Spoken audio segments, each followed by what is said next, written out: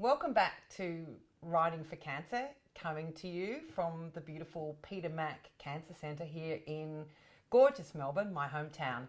It's great to see you. Thanks for joining us. Shall we get stuck in? I reckon we should. Today's warm-up, I just want you to go with these starts of these sentences and just end them until I say something else. You'll get the hang of it. I'll just say something like that and just write whatever comes into your head. Don't put any thought into it. This is a warm-up, so just assume that your piece of paper is going to burst into flames when we finish this, or your document will just automatically delete. Okay? You ready? Got your writing implements? Got your quill and your slate or little phone, if that's what you're doing on? Let's start. Okay, I am. So write I am and just keep going.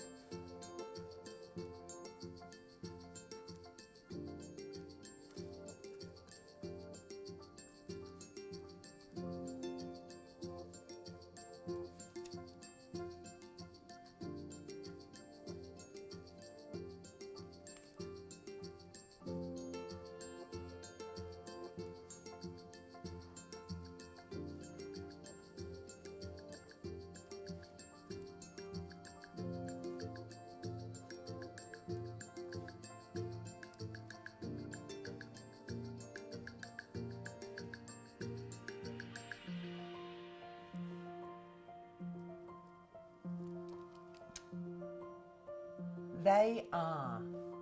They are.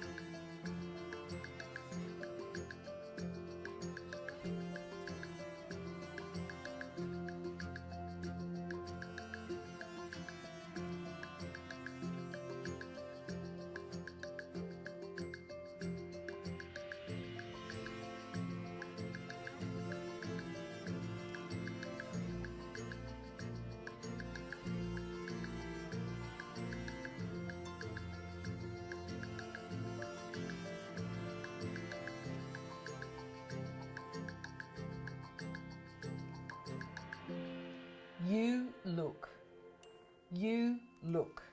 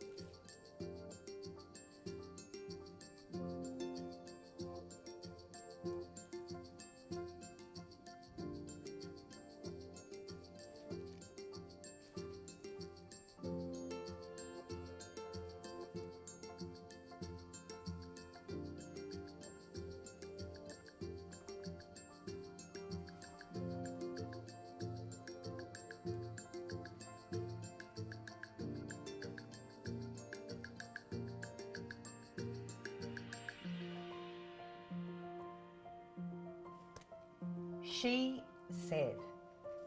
She said.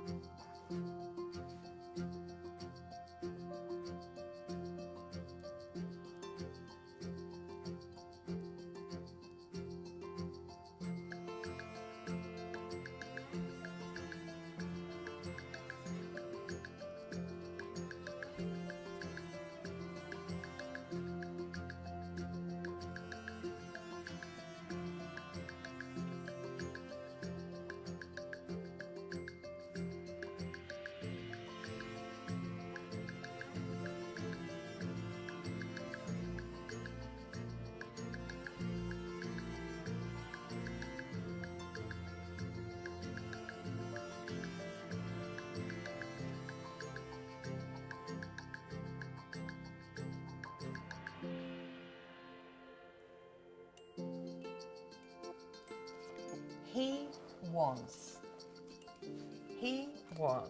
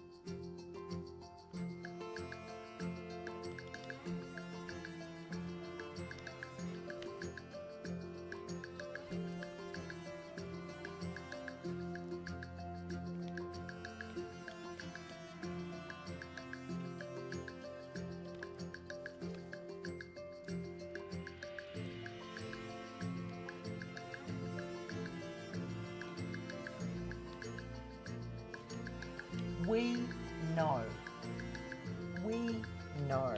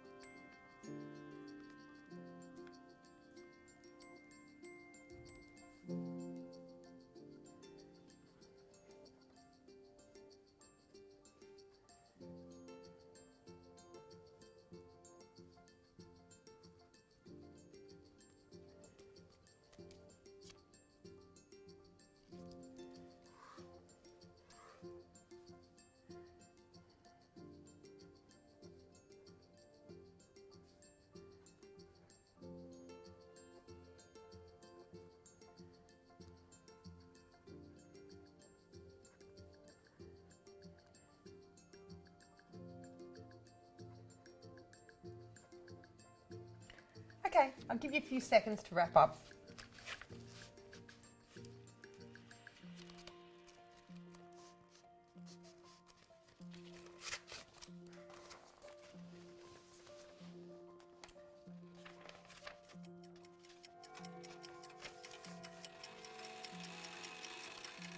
Fantastic.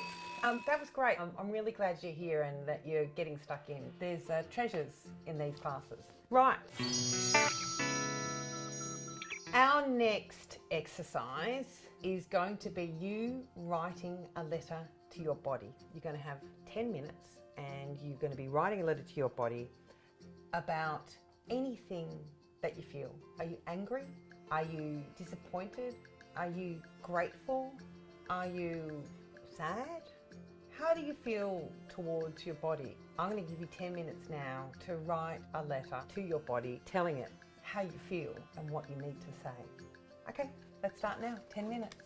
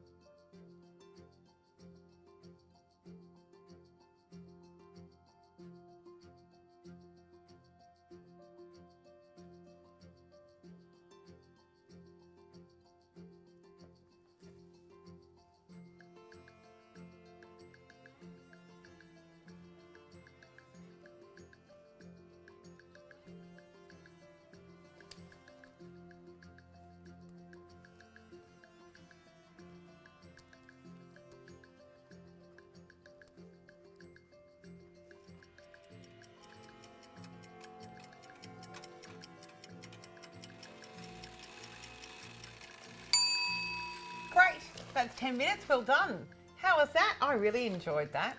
I'm sure that many of you had quite different experiences.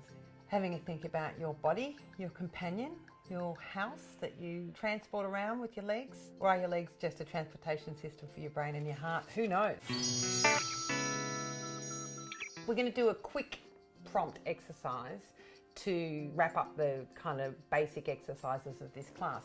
So I do love a bit of writing bling. One of the things that I like to use for writing bling is paint swatches that you pick up at Bunnings or your local hardware store. They're free, you just grab them. And what I'm going to do is we're going to do a prompt exercise. We've done that before. I'm going to show you the colour, but I'm also going to read the name of the swatch. So in the prompt, what I'd like you to do is write one whole piece, but if you like, you could just respond to each of these individually. So you can go with what you feel when you see that the colour, what you feel when you hear the name of the colour, or you can put them both together. So shall we start? I think we should. This first one is called Blue Encounter.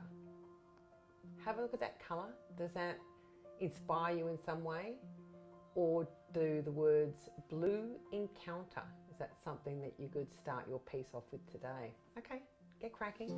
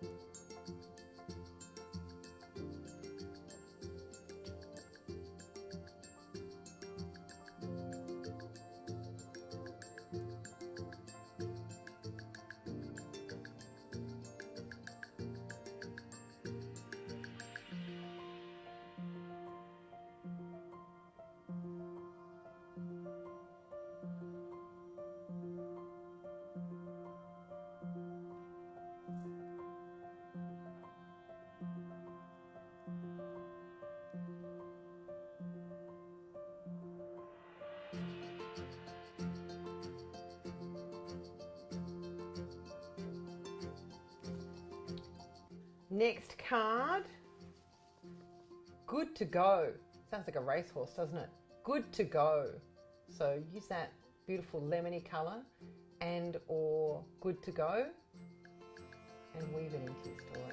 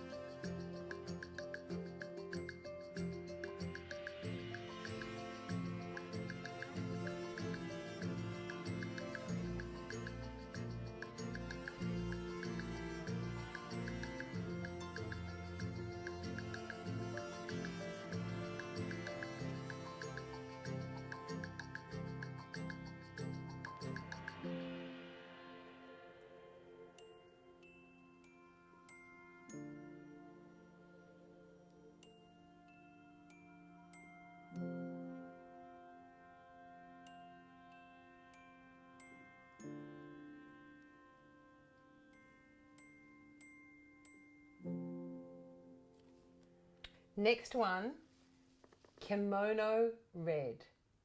Kimono Red.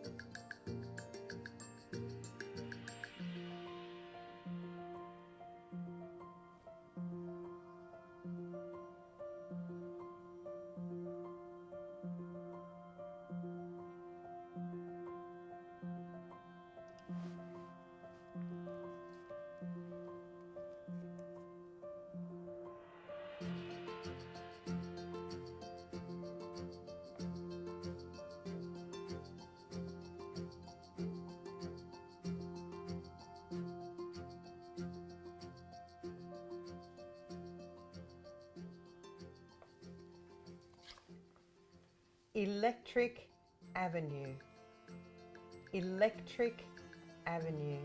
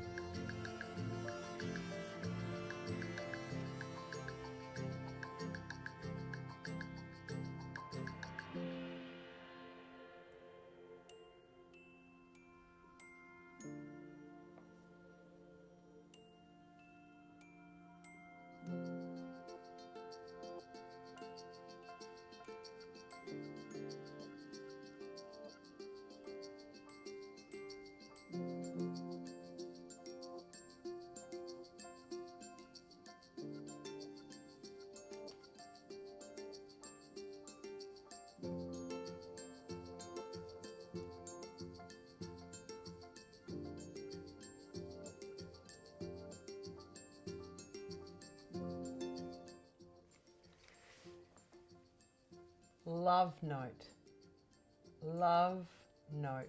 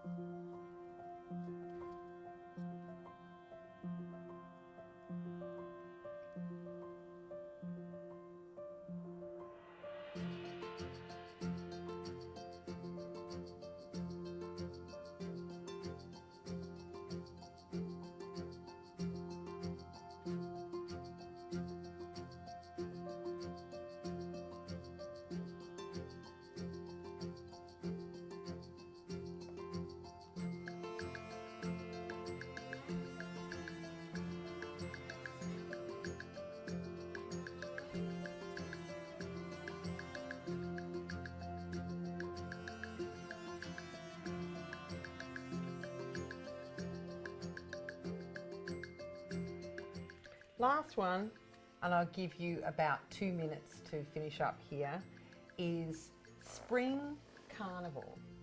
Spring Carnival.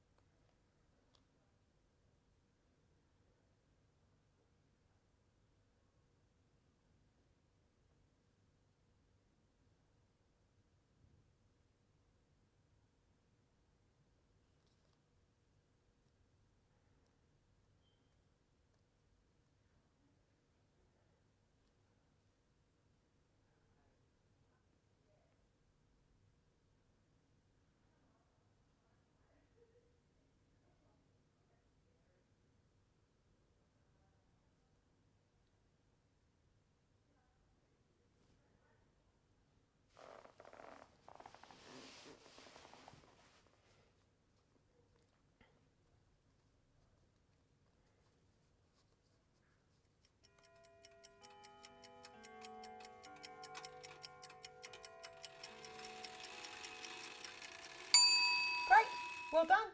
Fantastic. Hope you enjoyed that. I love these little swatches that you can pick up from Bunnings or your local hardware store. Terrific. And now Professor Steve Allen is gracing us with his presence to share with us his psychological tip for the day. So, Steve, what do you know? Well, today I thought we should go with grief. It's probably one of the most important psychological tips that you can learn in life in general, but also whenever you're going through any major, what we call a loss, like getting cancer, losing a marriage, losing your finances.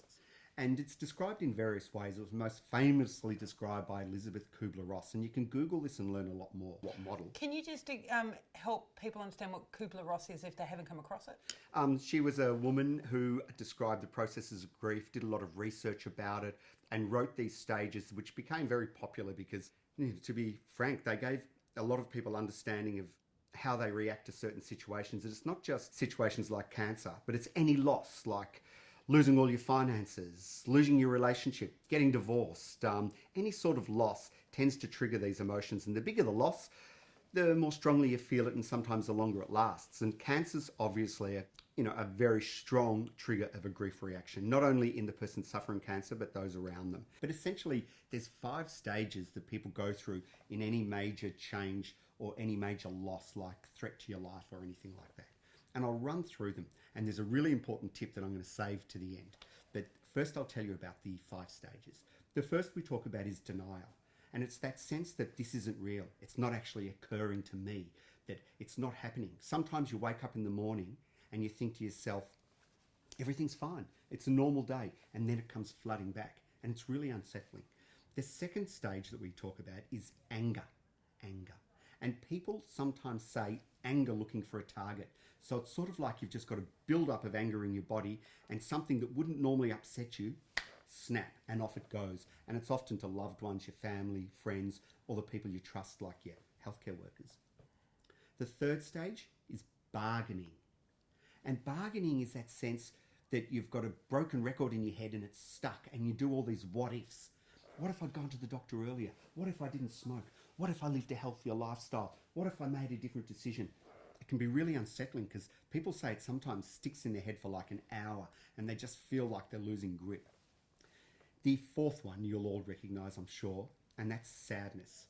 Just feeling sad and unhappy about what's going on, crying. Sometimes with a totally appropriate trigger, like bad news. Sometimes just out of the blue. Sometimes it feels like you're never going to stop. Sometimes the crying feels cathartic and afterwards you actually feel a lot better. The fifth stage, it's hard to say that, fifth stage is acceptance. And that's that feeling of being in control, like you're doing really well and I know where I'm up to. I know what my treatment is. I know what the plan is. I know what plan A, plan B, plan C is. I think I'm on top of this. Okay, now I said at the start there was a really important catch. Here's the important thing, probably the most important tip about grief, and it's this. In the old days, we thought you went stage 1, stage 2, stage 3 in an orderly fashion. It's not like that at all. What actually happens is you bounce around a little bit like a pinball in a machine, and you might wake up in the morning and think, and be in a bit of a phase of denial. You might by lunchtime feel, no, I'm in control, and then in the afternoon be crying uncontrollably. And the reason that's important to know is people often think they're losing their mind when they're going through grief. They sometimes feel that they're going crazy, and they're not. This is a pretty normal process, completely normal. It tends to last 6 weeks in a fairly acute phase, and then it settles down, often over 6 months, but sometimes a lot longer depending on how much help you need. And sometimes you do get to a point where you need help. Sometimes you do get to a point where you think, I really am out of control here and I need to do something. And that's when you ring up, one of us or the psychosocial service, and we'll talk you through where you're up to and figure out what the next step is. So that's my little summary of grief. I just think it's worth knowing. I think it's great too. Thanks, Steve. Cheers. Okay, now we're going to do some cancer-specific questions. You don't have to have cancer to join in on this. You can be someone who is supporting someone who is living with cancer, a family member, a carer, a medical professional. That's what Ella's going to be doing. Ella's going to be reflecting on what these questions might mean to someone who's living with cancer. Okay, first question. Come on, Ella. You ready to go? Ready to go. Okay, first question is, what is no longer important? What is no longer important?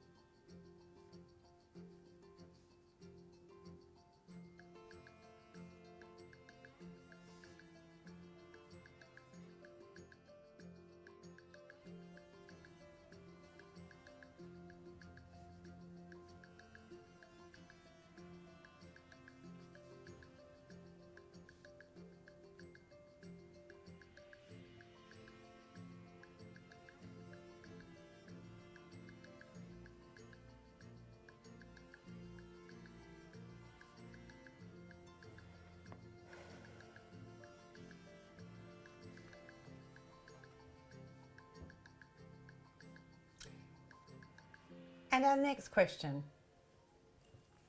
What is suddenly important? What is suddenly important?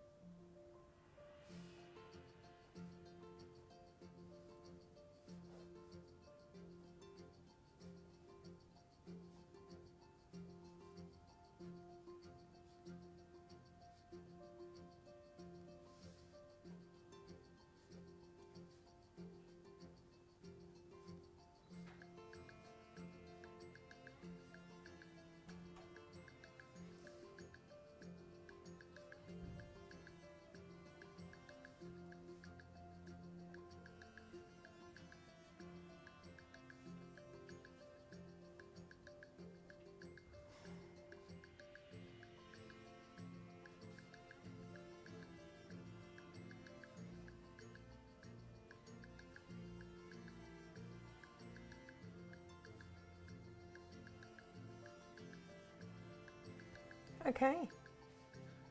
I found myself thinking about when I had cancer, which was about 22 years ago, going back into that space and remembering what was suddenly important and what suddenly wasn't important. It wasn't as important to make sure I was cooking my kids' birthday cakes from scratch or having the bins out in a straight line or even making sure the dog got walked every day or that I did everything. Not so important. What was important was making sure I had what I needed medically, like painkillers and anti-nausea drugs, and connection with art and people, and also rest and delegating, which was something that I wasn't really familiar with. How'd you go? What did you make of that? And I wonder how the emotion went along with that, Catherine, when you were reflecting. It's a long time. There's a saying in writing that you should write from the scar, not from the wound. So it was a long time ago, and I've had children since, and that's all over. So it was a peaceful emotion. It was a very kind of clear emotion of just simply reflecting, and there was no grief for me, there was no sadness. But I think it's different for me because I'm past that, and it's 22 years or whatever, and I'm living a full life. So I think that people will respond differently depending on where they're at on the day and how close they are to their cancer journey and what stage they're at in it. What do you think? Absolutely. For me, it did bring up some sad feelings thinking about what is important in life and reflecting on those topics. And I think it's important that whatever emotions come up for you are okay, they're normal. We know that everyone experiences a range of emotions and that's part of the experience. It's funny what people miss and need. I've got a friend who's had cancer for quite some time and it's been quite a challenging journey. She said the thing that she lost, that she missed the most, which surprised her, was her eyebrows. So even after all that chemo, they didn't really come back in the same way they were. So she got tattooed, feathered eyebrows. And as soon as she got those done, they look amazing. And they look like her. She felt herself again. And I think that when you get a cancer diagnosis or you're on that journey, eyebrows are not probably something that you would think would be so important. But it was only having those eyebrows back on, and she looked at herself in the mirror and go, I'm back. That's me. I recognise myself. And different things will be important to different people. At different times. At different times. Well, I hope that you got something out of that exercise. There's treasures in these classes.